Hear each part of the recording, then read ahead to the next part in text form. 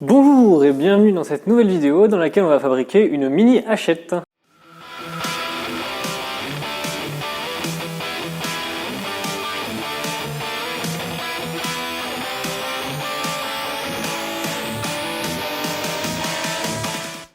Si vous ne me connaissez pas, moi je m'appelle Gaëtan, vous êtes ici sur la chaîne Lempro Knives et aujourd'hui c'est une réalisation qu'on va faire, mais vous trouverez aussi sur cette chaîne plein de tutos, des astuces, des conseils, tout ça pour vous en sortir en coutellerie.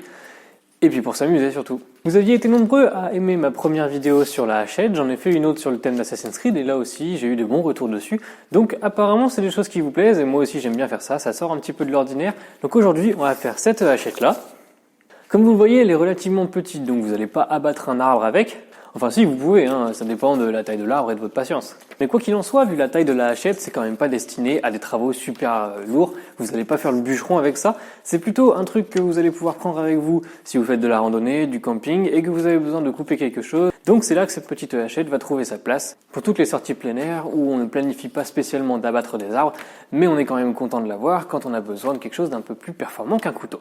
Ça fait un petit moment que j'ai envie de refaire une hachette et j'ai d'ailleurs dessiné un modèle qui devrait sortir dans pas trop longtemps j'espère, mais en attendant on va réaliser celle-ci. Pour l'acier je vais prendre du 90 MCV8, je pourrais faire ça aussi dans du XC75, mais le 90 MCV8 est un acier qui est un petit peu plus dur et qui va être mieux adapté pour des pièces qui peuvent être soumises à de gros chocs, donc comme une hachette, même si comme je l'ai dit ça va pas être un truc à usage super intensif. Je préfère quand même jouer la sécurité, comme ça si les gens ont effectivement envie de s'en servir de façon très forte, et ben ils peuvent, la hachette va supporter le coup.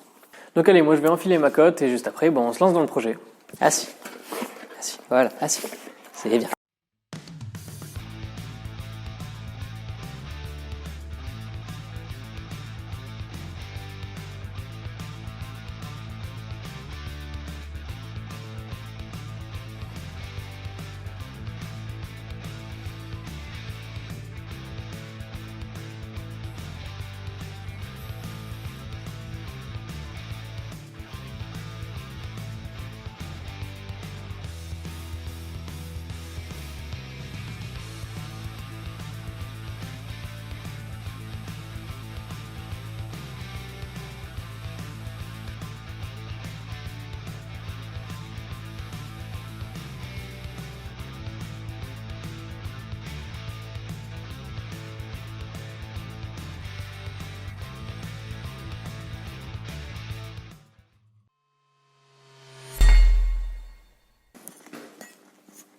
Et voilà où on en est pour la hachette. Alors je viens de passer un bon quart d'heure sur la perceuse à colonne pour percer tous ces trous.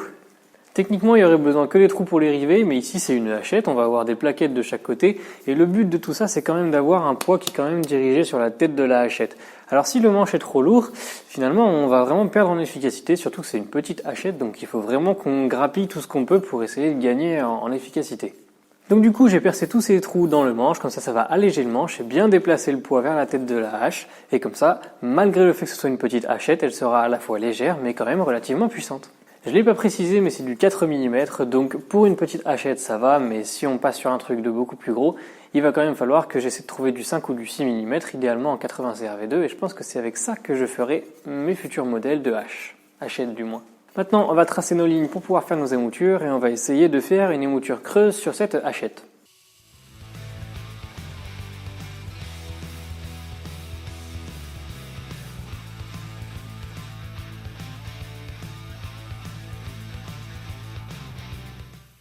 Voilà la hachette après réalisation des émoutures. Finalement, je suis reparti sur une émouture plate, donc avec la platine et pas avec la roue de contact.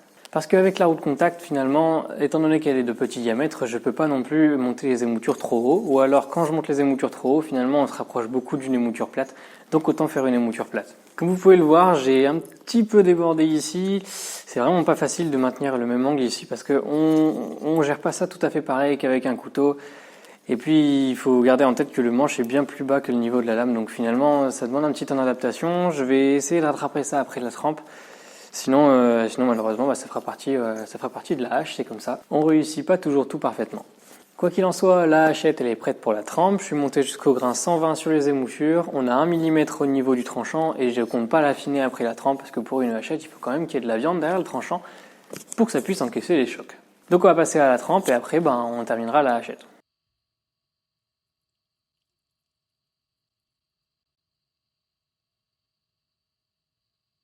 Et voilà la hachette après les traitements thermiques.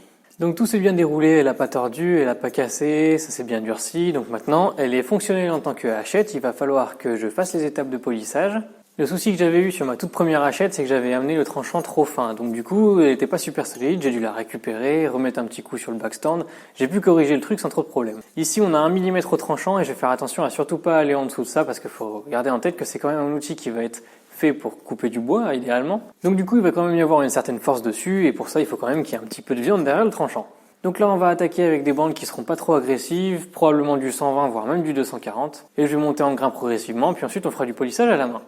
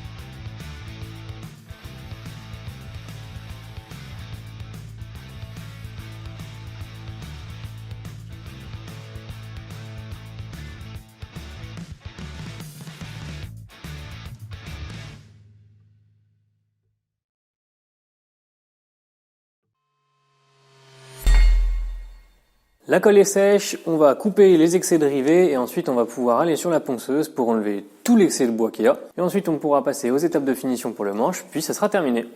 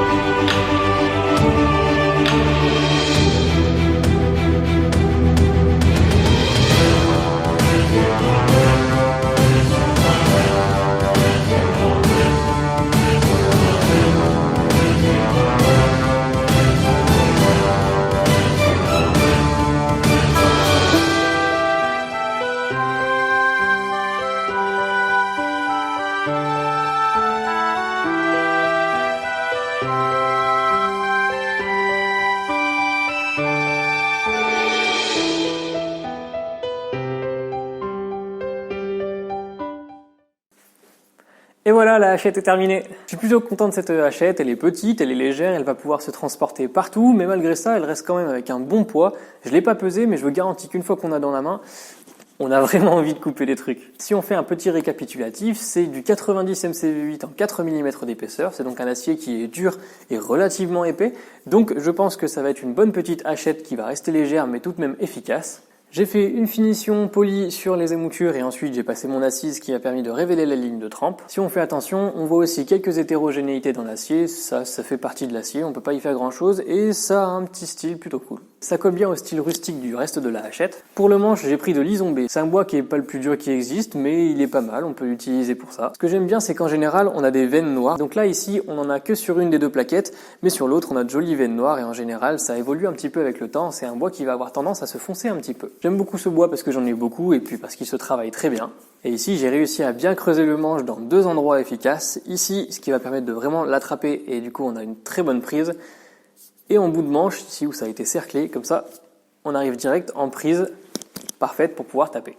Vous pouvez vous servir du dos, de la tête pour pouvoir casser les trucs, du genre du verre ou je ne sais quoi. C'est pas trempé, donc ça risque de prendre quelques marques, mais au pire, ça se rattrape quand même facilement. Donc moi, il me reste plus qu'à affûter la hachette, puis ensuite je lui ferai un étui et elle sera disponible à la vente. Donc j'espère que cette vidéo vous a plu, que vous l'avez aimé. Si c'est le cas, n'hésitez pas à laisser un commentaire et à vous abonner à la chaîne pour pas louper les prochains projets. Moi, je vous dis à la prochaine fois dans une future vidéo, et d'ici là, portez-vous bien. Salut!